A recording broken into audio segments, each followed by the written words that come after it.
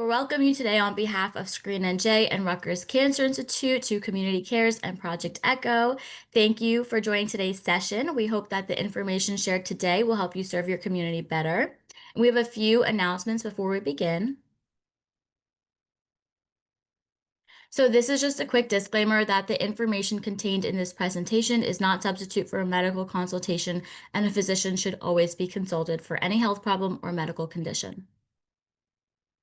This is the agenda for today. We're going to do a Project Echo series overview, introductions, the actual didactic presentation, and then a case study, and we'll do questions and answers at the end.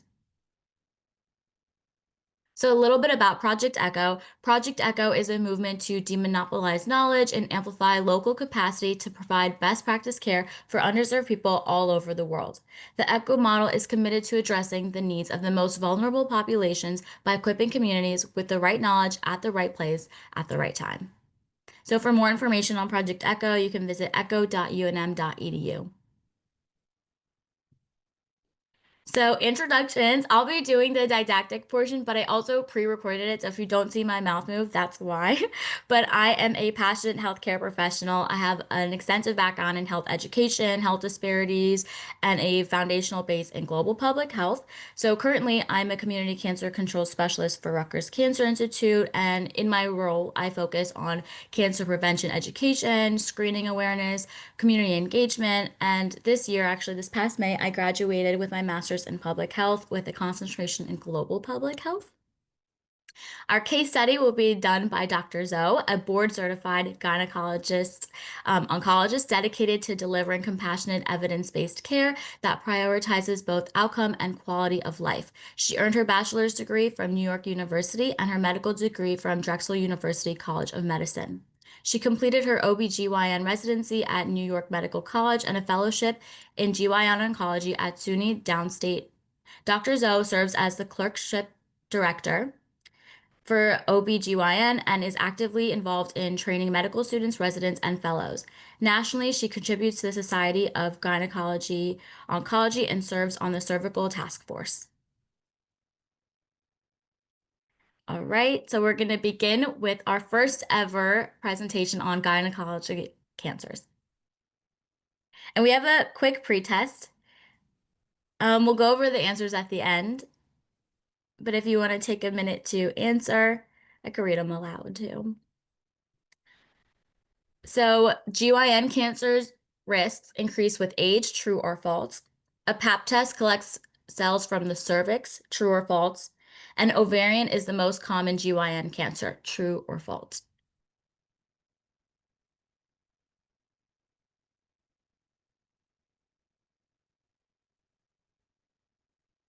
Almost there. Okay, we can move forward. Okay, it's gonna end the poll. All right. You might need to put your volume up for the next portion, but let me know. So the overview for today's presentation is gynecological cancer basics, signs and symptoms, screening guidelines, treatment, risk factors, risk reduction, and resources. I want to provide a little bit of context around the word gynecology. The term gynecology actually comes from the Greek word gyne, which means woman, and logica, which means the study of. So gynecology quite literally translates to the study of women, specifically focusing on the female reproductive system and the conditions and diseases that affect it.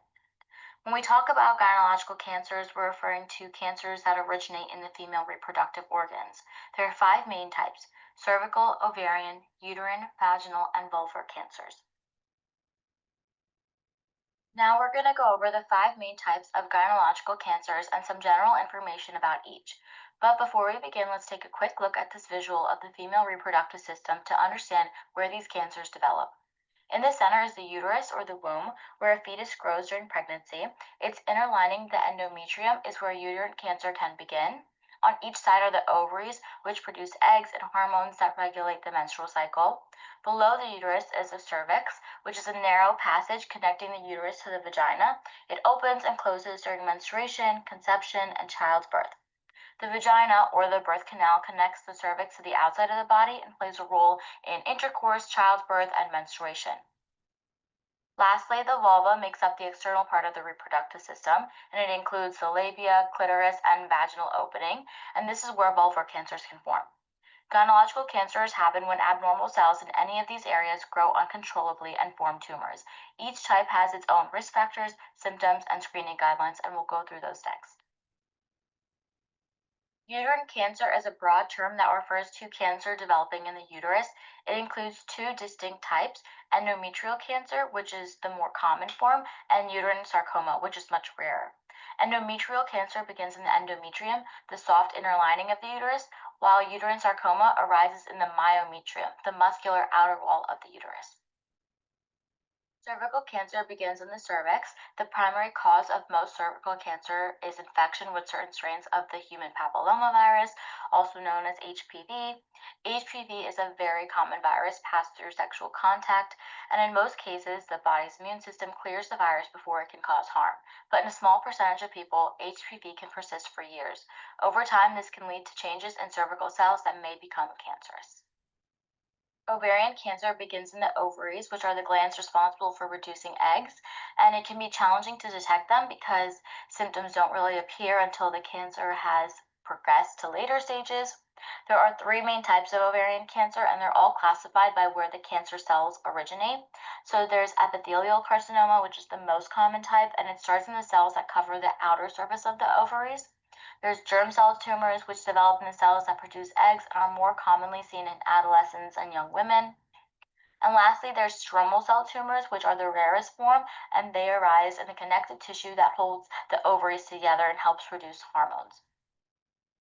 Vaginal cancer is a rare GYN cancer. Most cancers found in the vagina actually start elsewhere and then spread there. When diagnosed early and while still confined to the vagina, treatment is most successful. The most common type is squamous cell carcinoma, which starts in the thin cells lining the vagina.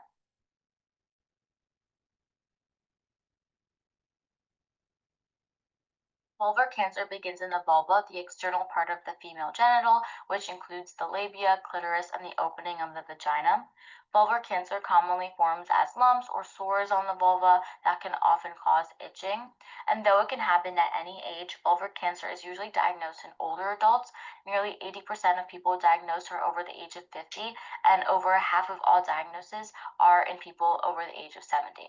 The average age at diagnosis is actually 68, and vulvar cancer is very rare, and under 6,500 people are diagnosed with new cases each year in the US. So here are some key statistics, and I'll let you read over it, but there are a few things that I want to note.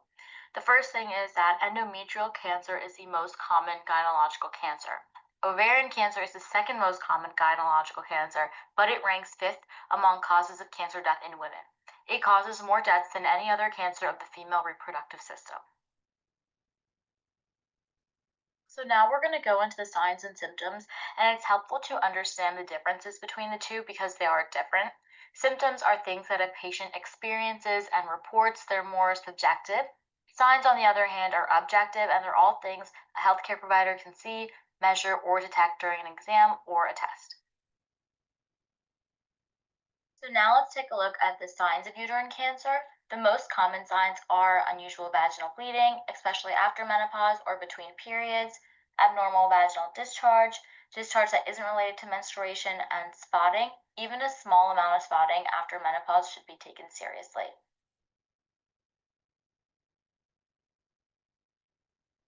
Moving on to the symptoms of uterine cancer, some women may notice general sensation of discomfort, a feeling that something isn't quite right in their pelvic area.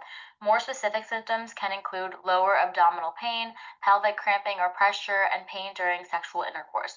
It's important to remember, again, that these symptoms can be caused by other conditions as well, but any persistent or unusual changes should be evaluated by a healthcare professional to rule out cancer and ensure timely treatment. So now let's talk about the signs of cervical cancer. The most common signs include unusual vaginal bleeding, such as bleeding between periods or after sexual intercourse, and abnormal vaginal discharge, which isn't related to menstruation. But some other signs can include leg swelling and back pain, which may occur if the cancer starts to affect nearby tissue or lymph nodes. Moving on to the symptoms of cervical cancer, some women may experience pelvic or abdominal pain, loss of weight or appetite, painful urination, rectal pain, fatigue, and a general feeling of just being unwell. Here are the signs of ovarian cancer, and these signs are also commonly caused by benign or non-cancerous diseases, but when they are caused by ovarian cancer, they tend to be persistent and a change from the normal. So, for example, they'll occur more often and more severely. And if you notice these symptoms more than 12 times a month, it's important to see a healthcare provider so the cause can be identified and treated if necessary.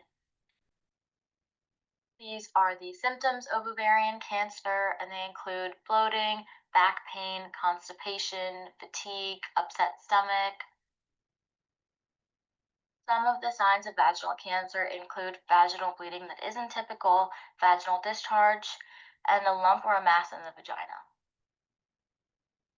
So some of the symptoms of vaginal cancer include changes in bladder habits, and this can include pain, burning, trouble urinating, needing to urinate more often than usual, blood in the urine, or a sudden urgent need to urinate. There's also changes in bowel habits that can occur. This might look like blood in the stool, constipation, or painful bowel movements. Vulvar cancer usually takes years to develop. The first notable signs often appear as skin changes on the outer or inner lips, but the cancer can form anywhere on the vulva. Some of the most common signs include growths, such as lumps, wart like bumps, or ulcers that just don't heal, bleeding that isn't related to menstruation, and changes in the skin, which includes color changes, so where the skin looks darker or lighter than usual, or even thick or rough patches of skin. Lumps or open sores may resemble cauliflower-like growths or genital warts, and any bleeding in the genital area that isn't coming from menstruation or any noticeable skin changes should be evaluated by a healthcare provider. Because vulvar cancer symptoms don't often appear in the early stages, it's especially important to have any concerning signs or symptoms checked out as soon as possible. Some common symptoms of vulvar cancer include itching of the vulvar skin, pain affecting the vulva, and tenderness in the area. Now we're going to be moving on to the current screening guidelines for gynecological cancers. For uterine cancer, there are currently no standard screening tests for the general population. This means that routine screening isn't recommended for women who do not have symptoms or a known high risk condition. Cervical cancer, on the other hand, has screening that's well established. The main methods are Pap test and the HPV test. These tests can detect precancerous changes or HPV infections early, which is when treatment is most effective. So, following recommended screening guidelines can prevent cervical cancer from developing or progressing. Here's a little bit about the Pap test, also known as the Pap smear. It's a procedure that collects cells from the cervix, and it's usually done during a routine pelvic exam to check for abnormal changes. And it's really important to get it done because it detects precancerous changes early before symptoms appear, and it enables timely treatment to stop cancer from developing. You get your first Pap test when you're 21, and then you repeat the test at least every 3 years. Sometimes the Pap test and the HPV test will be done together, and that's called co-testing. Co-testing is an option starting at 25, and that's typically repeated every 5 years. Even after the age of 30, you normally do that every 5 years.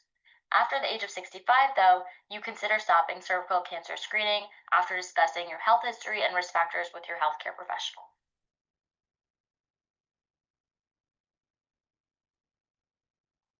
Ovarian cancer and vaginal cancer have no effective routine screening for average risk. For vulvar cancer, there is no standard screening test. However, having routine pelvic exams can help detect changes early, which improves the chances of catching cancer at a more treatable stage. Overall, of all the gynecological cancers, only cervical cancer has reliable and routine screening tests. Now we're going to move on to the risk factors of gynecological cancers. Gynecological cancers affect thousands of women each year, and understanding the risk factors can help aid with early detection and prevention. Age is an important factor when it comes to gynecological cancers because the risks for these cancers increases as women get older, particularly after menopause. So, for example, ovarian and uterine cancer are most commonly diagnosed in women over 50, while vaginal and vulvar cancers are more often seen in women age 70 and above. Understanding the role of age helps us guide screening and prevention strategies for women as they get older. Race and ethnicity can influence both the risk and outcomes of gynecological cancers. For ovarian cancer, studies show that white women have higher incidence, but African American women are more likely to be diagnosed at a later stage, which leads to higher mortality. Similarly, in uterine or endometrial cancer, white women are diagnosed more often, but African American women are more likely to die from the disease. The differences may be related to tumor characteristics, access to care, and other social factors. For vaginal and cervical cancers, African American women face a higher risk compared to white women. This is partly due to higher rates of HPV infection as well as other socioeconomic factors that affect health outcomes. Finally, in vulvar cancer, while white women have higher incidence, African American women tend to be diagnosed at more advanced stages, which contributes to poorer outcomes. Understanding these disparities is critical for targeted prevention, early detection, and equitable care for all women. Genetics and family history are important risk factors for several gynecological cancers. For ovarian cancer, inherited mutations of the BRCA1 and BRCA2 genes can significantly increase risk. Lynch syndrome, a hereditary condition, can also raise the risk of ovarian and other cancers. For uterine or endometrial cancer, Lynch syndrome is a known risk factor as well. Women with a family history of endometrial or related cancers are also more likely to develop this disease. For vaginal cancer, there isn't strong evidence linking genetics directly to risk, but a family history of HPV related cancers may be relevant. And most vulvar cancers aren't linked to genetics, though women with a family history of melanoma may have a slightly higher risk of vulvar melanoma. HPV is the most commonly transmitted STI in the US.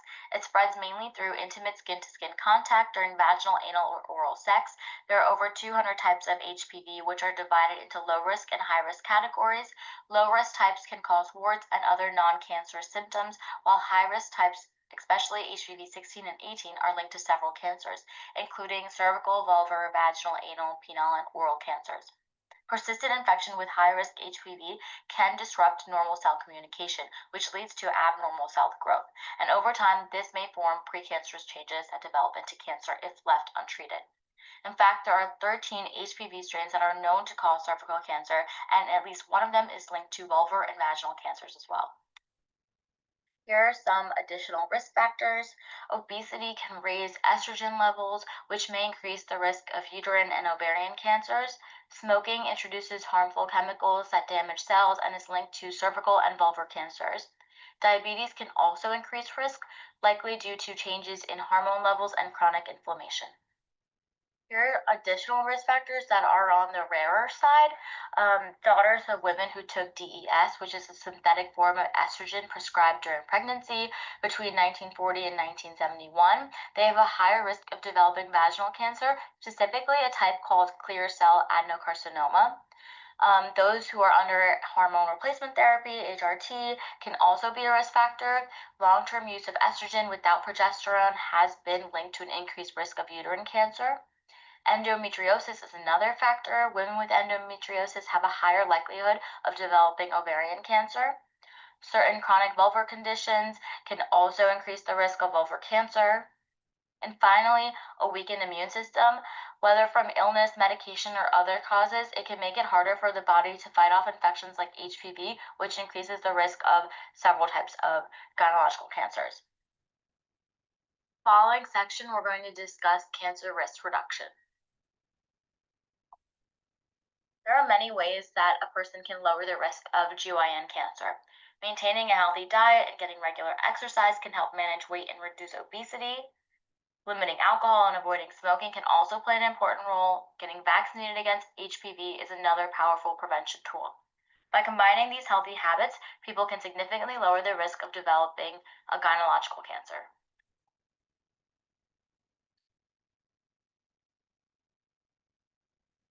This slide contains the cancer prevention recommendations, which is like a roadmap for reducing cancer. These factors are the biggest modifiable risks for cancer. The Cancer Update Program, which created this, uses strong evidence to develop these guidelines. They represent a package of healthy lifestyle choices that, when combined, can significantly reduce the likelihood of developing cancer and other non communicable diseases. Prevention is always better than treatment when it comes to cancer. One of the most effective ways to prevent gynecological cancers, particularly cervical cancer, is through the HPV vaccine. According to the CDC, the HPV vaccine could prevent more than 90% of cancers caused by HPV from ever developing. While condoms and other forms of sexual protection can reduce the risk of HPV transmission, they are not as effective as the vaccine in preventing HPV related cancers. So we've been talking a lot about the HPV vaccine, HPV in general. So let's talk about who should get the vaccine and when they should get it. The HPV vaccine is recommended for all children, boys and girls between the ages of 9 and 12, usually in 2 doses over a 6 to 12-month period. Getting vaccinated at this age helps protect before any exposure to the virus. If the vaccine is given at age 15 or older, 3 doses are needed. Catch-up vaccinations are available for people up to the age of 26, and those who are 27 to 45 can also receive it after discussing potential benefits with their doctors. I know at this age, insurance coverage may vary, but even if you've never had the vaccine or didn't finish the series, completing it can still provide protection against new HPV infections. And while it doesn't remove any existing infections, it can help prevent new ones. Check with your doctor about your personal risk and the benefits of vaccination. So now, as we head towards the case study, there are just a few key takeaways that I want to leave you all with. One being, be aware of the symptoms, prioritize risk reduction behaviors, go to your regular screenings, and remember that early action saves lives.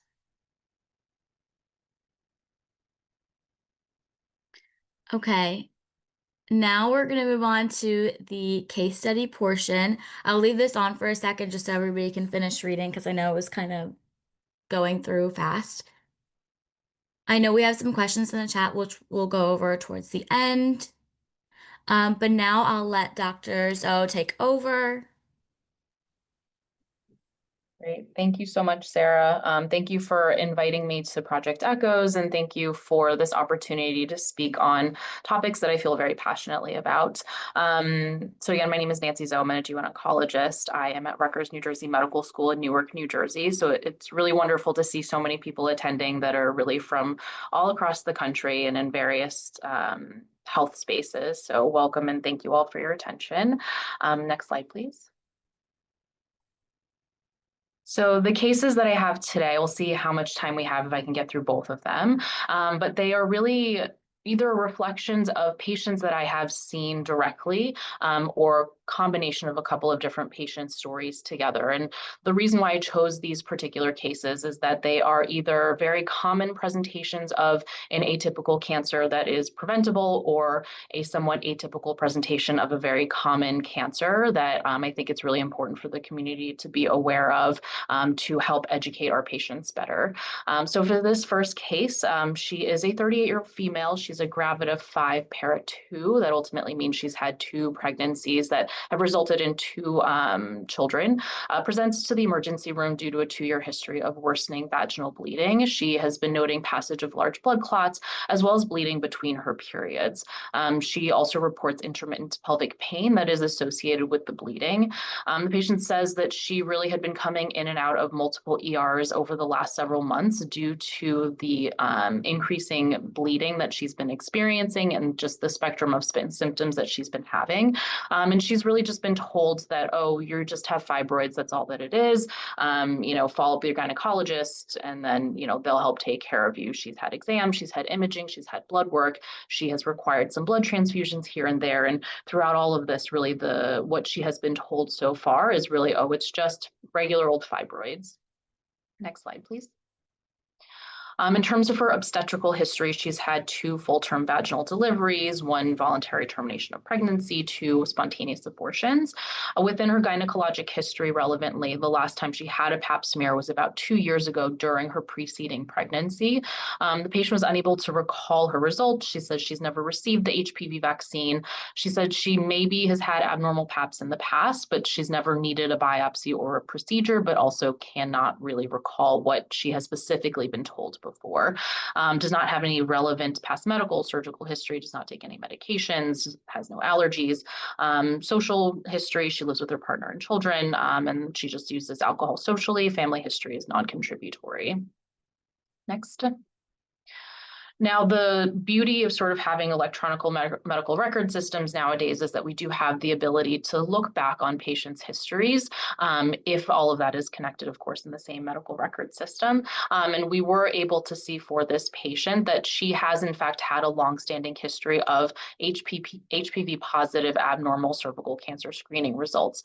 As Sarah had talked about in her sort of didactic section of the presentation, we know that the human papillomavirus really is the reason why the vast majority of patients have or develop cervical cancer. And it seems that this is something that has been present really for many, many years, but it has not been clear what the specific recommendations were for these abnormal results. But we can at least see for 6-7 years now, she has had the presence of HPV-16 as part of her screening, along with abnormal cytology or abnormal cells that have been detected on the pap test. Most recently, during her pregnancy, she had what's called an atypical squamous cells, cannot rule out high-grade lesions, along with the HPV-16 positive pap screening with co-testing. She did actually undergo a biopsy during that pregnancy that showed she had CIN3. CIN3 is a cervical intraepithelial neoplasia at the level 3, so to speak, and that is really almost that we do consider that a true precancer. And when precancerous lesions are typically detected at this level, the recommendation really is to have an excisional procedure where we remove a portion of the cervix. When we talked about these results with the patient, she says she doesn't remember. She knew she had some kind of an abnormal result, but does not remember specifically being told that she needed some kind of a biopsy or a procedure or any kind of other monitoring during or after the pregnancy. Next slide. Now, on physical examination, she understandably was anxious appearing, and on her pelvic exam, she had a little bit of blood inside the vagina. And unfortunately, when we inserted the speculum, this is not her actual exam, but rather a representative image that I pulled from a website. But her cervix is effectively replaced by a very irregular, large 7-centimeter mass that was certainly suspicious for an invasive cancer. We performed a rectovaginal exam, which is a examination where we essentially place a finger inside the vagina, one finger inside the rectum, and that allows us to feel for the tissue lateral to the cervix as well as the uterus, as that can be an area in which cervical cancer can spread. And that is part of how we clinically stage or determine, again, sort of the spread of the tumor on a physical exam. And on her particular rectovaginal exam, there was what appeared to be bilateral parametrial thickening. And again, that is sort of just the tissue lateral to the uterus. And that just is evidence to extent of spread of this cancer, meaning it has already spread to an area outside of the cervix. Next. As part of her further workup, she did have imaging that unfortunately showed she had a 2-centimeter pulmonary nodule, as well as some extensive retroperitoneal lymphadenopathy up to 3 centimeters in size. And then, of course, we saw that there was an irregular mass replacing the cervix. Again, these CT scan images are not her particular images, rather representative images and typical for what we would see in a patient that has metastatic cervical cancer. Next. Now, unfortunately, due to the presence of this pulmonary nodule that was biopsy and confirmed to be an invasive cervical cancer, she was diagnosed with ultimately a stage 4B cervical cancer. The cervical mass itself was also biopsied and consistent with the squamous cell carcinoma, which is the most common subtype of cervical cancers. Due to the heavy vaginal bleeding, she was started on what's called palliative radiation, meaning it is a targeted radiation that we're giving over just a couple of sessions in order to stop bleeding. And she did did stop bleeding after her second fraction. She was then treated with chemotherapy as well as immunotherapy together in combination. This was given every 3 weeks for 6 cycles total. After completion of her 6 cycles, her exam showed a complete regression of her cervical mass, and then the CT scan showed a complete response, meaning the pulmonary nodules had resolved. Her lymph nodes had also resolved. This is admittedly an atypical presentation in the sense where stage 4B, meaning metastatic cervical cancer, is exceedingly rare here in the United States. However, in certain communities, it still absolutely exists.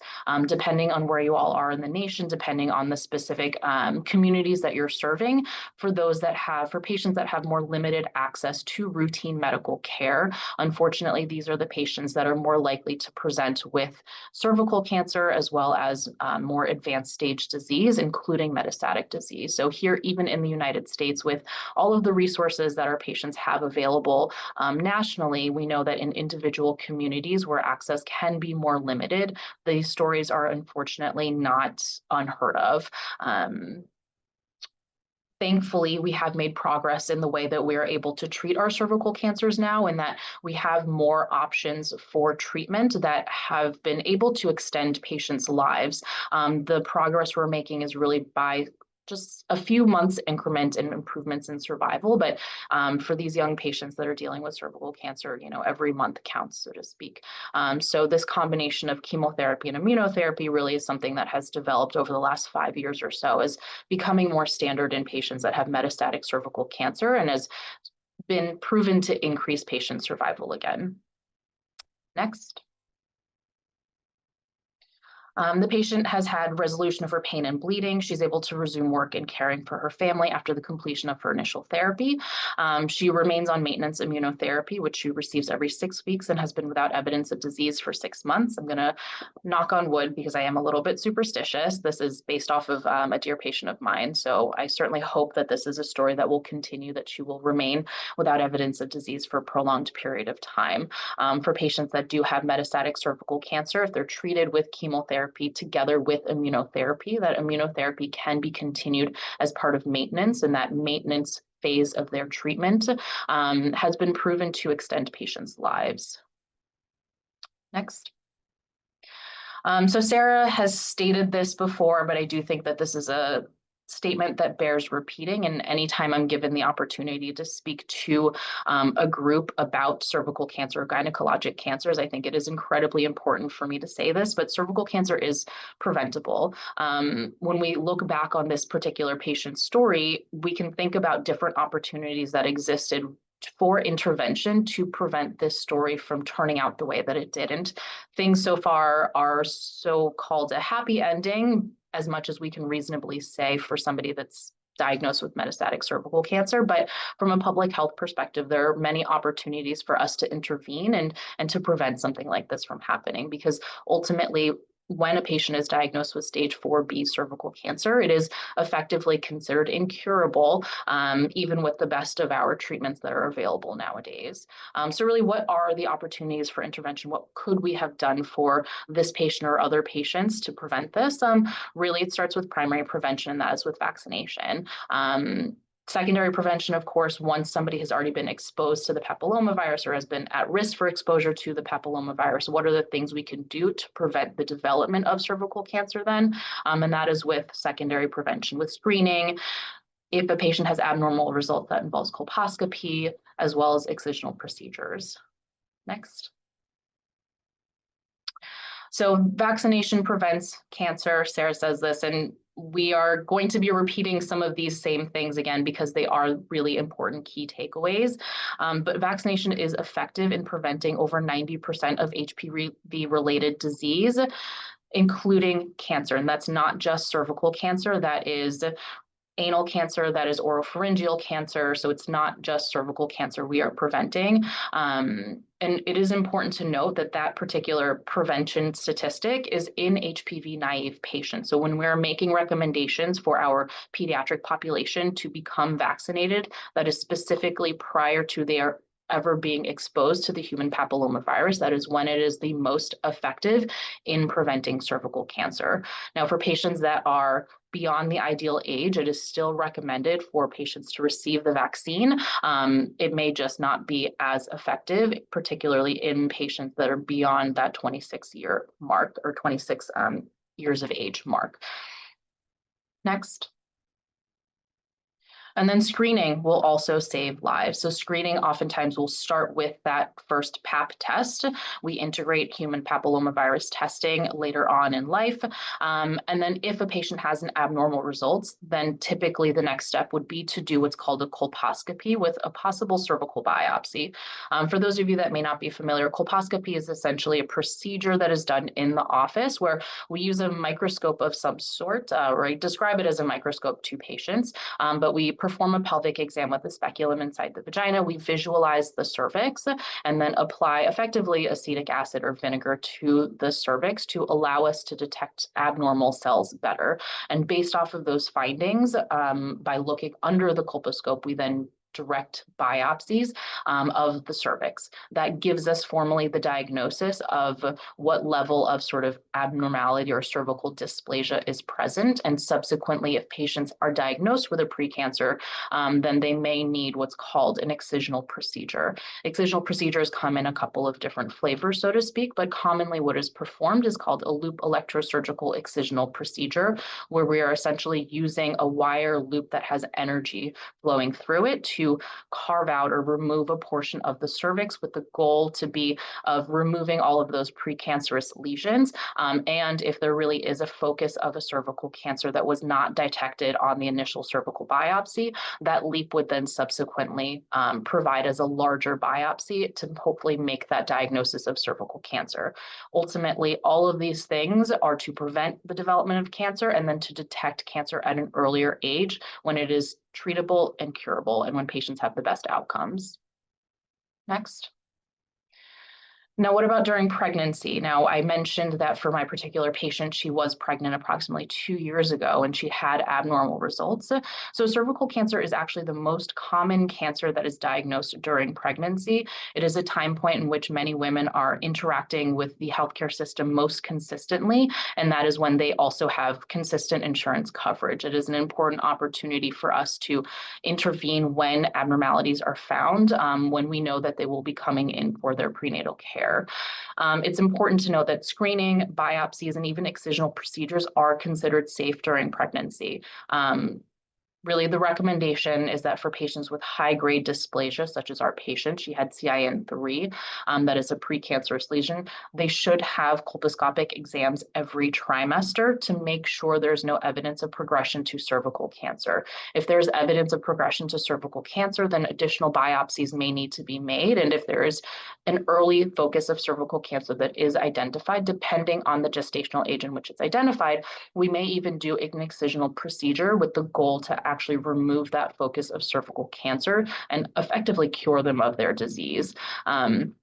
If that does not need to be done, if there's no concern for the progression of cervical cancer during pregnancy, then they do need to come back 6 weeks postpartum for reevaluation, biopsy, and potentially subsequent excisional procedures. As their modality of treatment and subsequent prevention to progression into cervical cancer.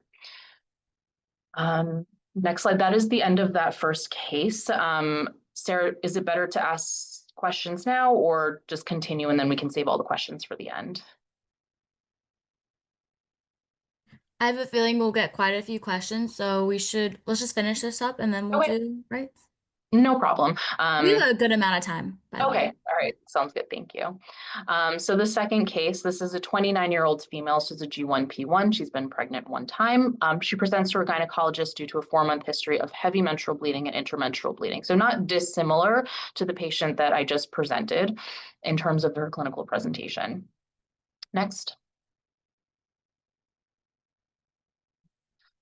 She's had 1 prior cesarean delivery. In terms of her GYN history, she denies any known history of fibroids, ovarian cysts. Her last pap smear was 2 years ago and known to be normal. She does report a longstanding history of irregular menses. Her past medical history, she does already have a diagnosis of diabetes and she has a BMI of 43. So she is considered, she has class 3 obesity. Surgically, just that prior cesarean delivery, and the remainder of her history is non-contributory. She is on some medication for her diabetes. Next. On physical examination, really the only notable finding is that there is a small amount of blood in the vaginal vault on the pelvic exam, but the cervix and vagina are otherwise grossly normal in appearance. And then on an ultrasound that's subsequently performed because of her presentation, the endometrial lining is noted to be thickened at 1.5 centimeters. It has a heterogeneous appearance, meaning it just appears abnormal and that it has some areas that are cystic, there are some areas that are solid. And then when looking at it with Doppler flow, which means they're looking for the evidence of blood flow, they did find that there are areas of increased blood flow in the endometrium. The bilateral adnexa, where the ovaries and the fallopian tubes are, were within normal limits. Next. Now, an endometrial biopsy was performed, and that did unfortunately reveal a grade 1 endometrial cancer. An endometrial biopsy, for those of you that may not be familiar, it is a procedure that is performed in the outpatient setting where we place a speculum inside the vagina, and then we use this thin straw. It's labeled as a catheter here in this image, but it is a straw that is inserted through the cervix into the uterus, and it effectively creates a vacuum and sort of allows us to sample the lining of the uterus or the endometrium. Next.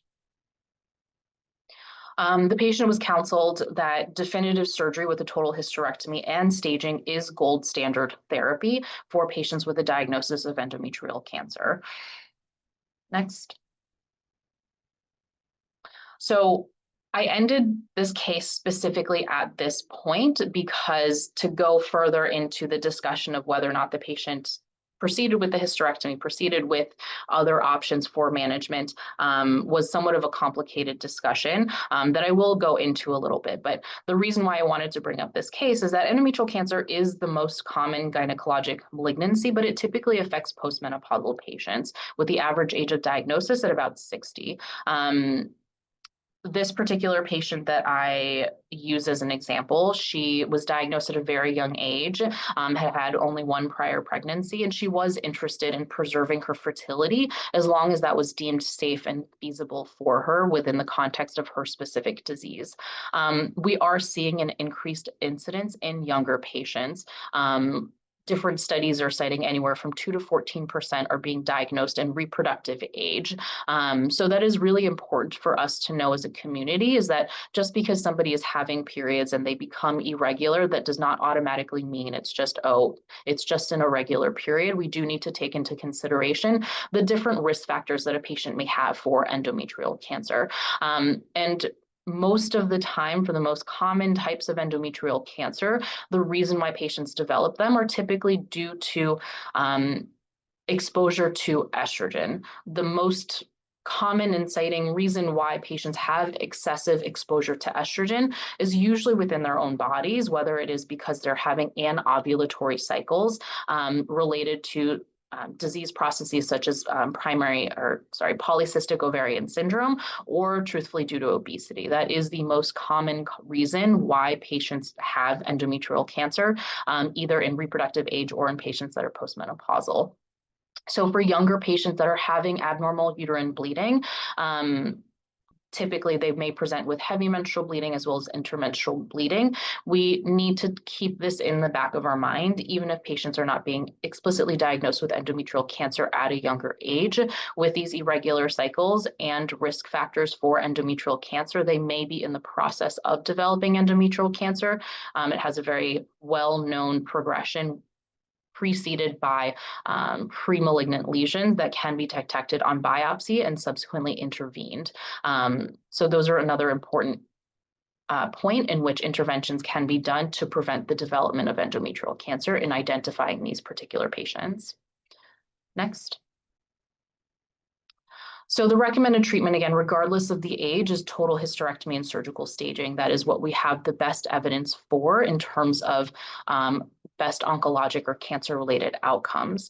Now, for younger patients that do have uterine confined low-grade disease, they may be candidates for fertility-sparing treatment, and that is typically done with progestin-based therapy, which is a hormone that effectively counteracts the estrogen that is in excess. And that can be given either as an oral pill or an intrauterine device is commonly utilized. Patients are then are monitored with serial endometrial biopsy samplings to ensure that the tumor has regressed as their treatment.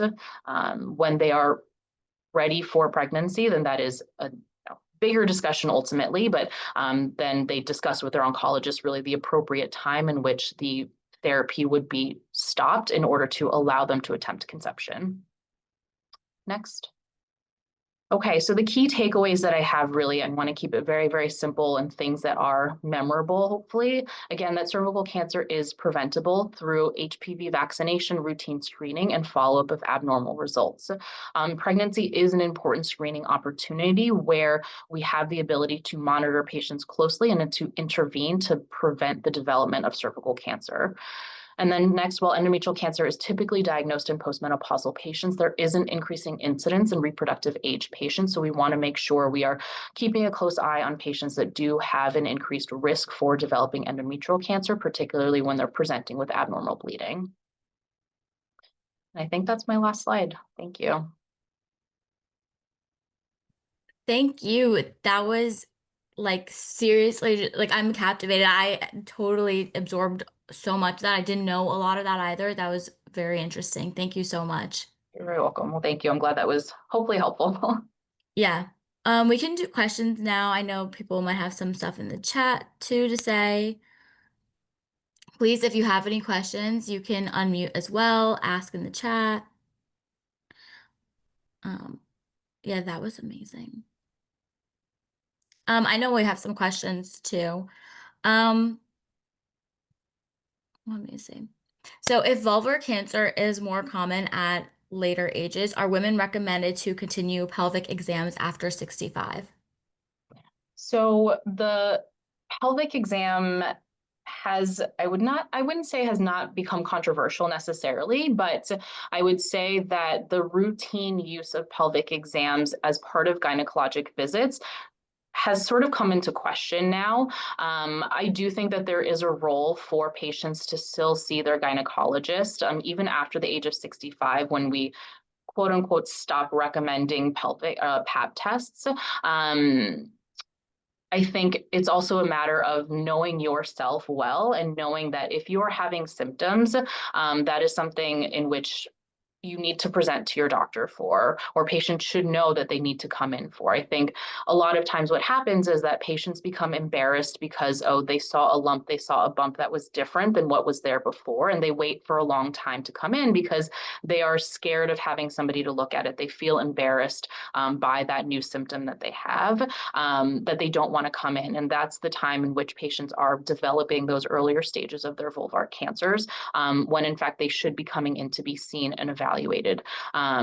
Additionally, patients may also develop symptoms of chronic itching and scratching, so to speak, and that is very common in postmenopausal patients, but that should not be brushed off as something that is just normal, that does not need any kind of follow-up and evaluation. Those patients that have these sort of dermatologic conditions that present with this chronic itching, are at an increased risk for developing vulvar cancer. So they still need to come in, they still should be seen, they should be offered treatment. And if those treatments fail, they may need biopsies that could actually detect an underlying vulvar cancer. So while patients may not be seeing their gynecologist when they're in their late 60s and early 70s, they still should be counseled and taught that they need to be aware of themselves and their symptoms, and they should feel empowered to present to be seen, because again, those are the patients that oftentimes will be reluctant to come and then come later when they have this large mass instead.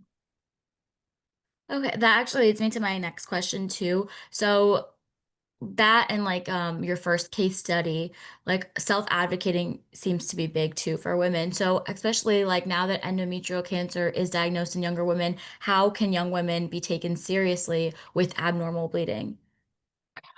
It is, I think, something that requires, I wouldn't say re-education necessarily, but I think women historically have had a hard time having their voices heard within the medical field. And I think part of it really has to be with medical providers being more willing to listen to their patients and listen to patterns. Meaning, if somebody has had normal periods for their entire life and then suddenly they're in their late 30s and they're starting to have irregular bleeding and they have known risk factors for endometrial cancer, that is not somebody that we should sort of just brush off and say, oh, everything is probably fine, take a couple pills and you'll be okay. That's somebody that really does warrant more intervention. So I think it's hard to tell women that they need to advocate for themselves harder, because I think that's something that we have to do on a daily basis as is, and to try to convince your doctor to take you seriously, I can imagine is only incredibly frustrating. I think, the providers really also need to be the ones that are aware of these different types of statistics, to know that just because somebody's young does not mean that they absolutely cannot have endometrial cancer or precancer. Thank you. Also, there's another question about the second case study. Does pregnancy affect what treatment you get for cervical cancer stage 4B? So that's a great question. It's a somewhat complicated question, but for patients that have metastatic cervical cancer in pregnancy, meaning they have either a large tumor, they have involvement of their lymph nodes, or God forbid, even pulmonary nodules, such as my patient, they can get chemotherapy.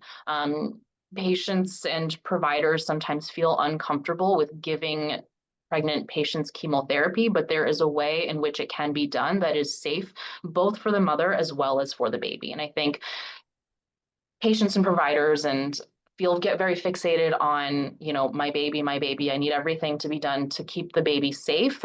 But a pregnant patient has two patients. The mother herself also needs to have treatment for their metastatic cervical cancer.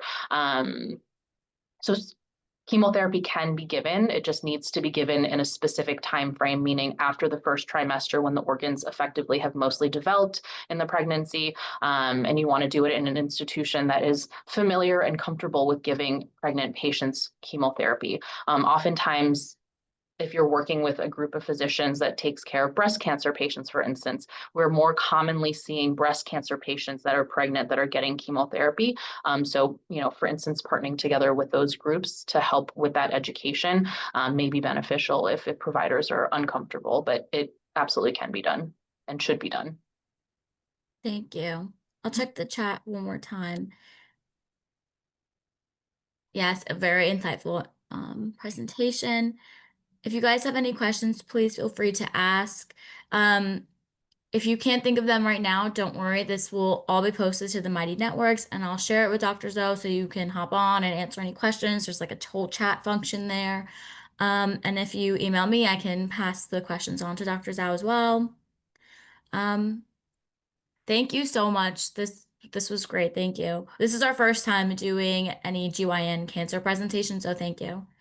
Oh, absolutely. Happy to help. This was really a great experience. So thank you for inviting me and having me speak. Of course. We can move on to the post-test now. There's a few minutes left, and then we have some announcements too at the end.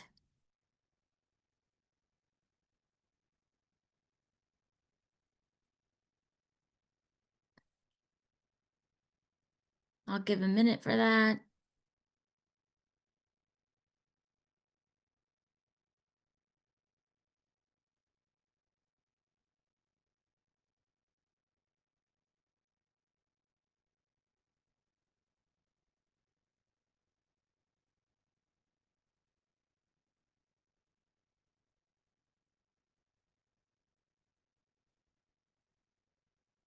All Let's right. just get a couple more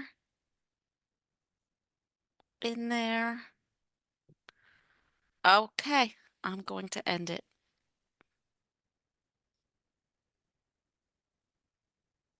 Is it shared or should I? Oh, I thought I shared it. Sorry.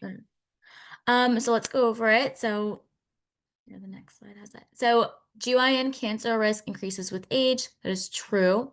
A pap test collects cells from the cervix. True. And ovarian cancer is the most common GYN cancer. False. It's endometrial cancer. We do Um, have one more question. yeah. Have there been any longitudinal studies looking at adverse events of the HPV vaccine?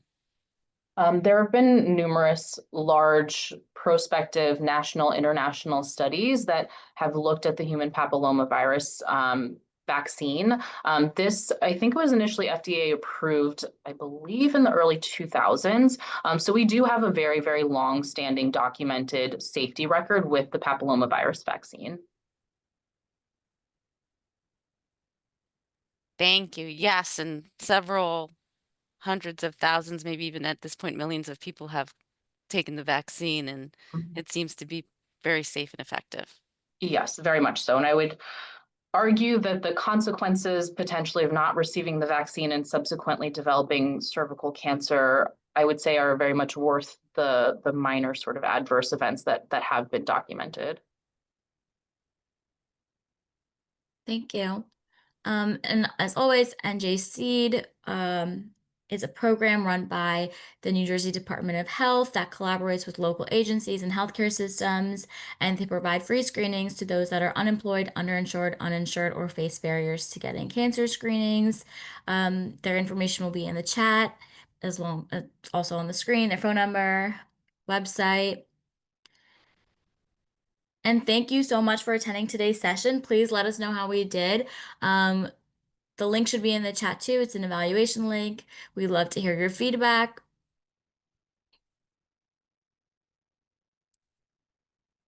And as always, everything will be posted to the Mighty Networks, and you'll be getting the newsletter too in about 2 weeks.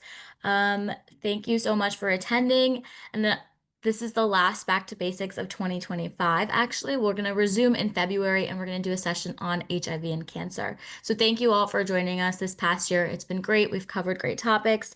And I'm looking forward to next year and all the new topics that we're going to cover. Thank you. Thank you, everyone. We'll see you in February.